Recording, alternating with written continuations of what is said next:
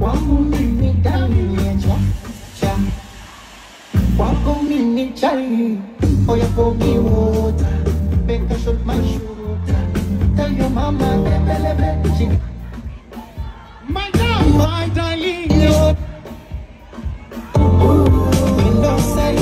Yes, kama kawa kama dawa tunazidi kukupa updates ambazo zinatoka pale London. Na London tushatoka pale kwa sababu Diamond Platnumz alishafanya mambo yake pale na watu waliburudika zaidi na burudani ambayo alipeana pale. So leo katika orodha yake ambayo cities ambazo alikuwa ameshaziweka tayari, Manchester imekuwa included. Na leo Diamond anaenda kuperform pale kwenye Manchester United Academy ambayo sasa hivi inafanyika leo hii. Pale amekwenda na familia yake akiwemo mamake Mama Dangote ambaye wako pamoja na Esma Platnumz wakiwa na watoto wake Tifa, Nifa na Nasib Junior. So pale kwenye ukumbi wa Manchester Academy tayari tushaona watu washaingia kwenye laini wananunua matiketi kama kawa.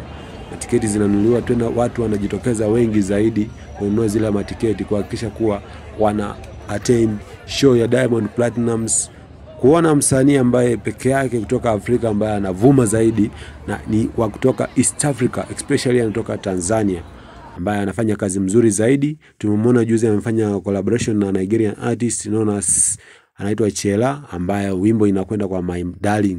Pia amefanya na ngoma na msanii anaitwa Bien kutoka Kenya inaitwa Katam.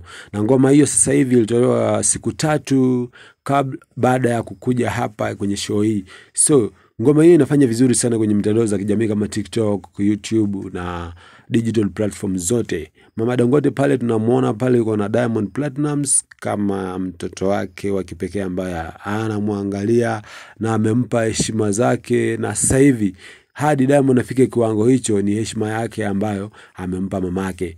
Pale London Diamond Platnumz aliandikisha historia pale Royal Albert Hall ambayo ilibeba watu wengi zaidi na watu walipenda performance yake kwa sababu alifanya kitu ambacho wasanii wengi wa Afrika hawajawahi kifanya.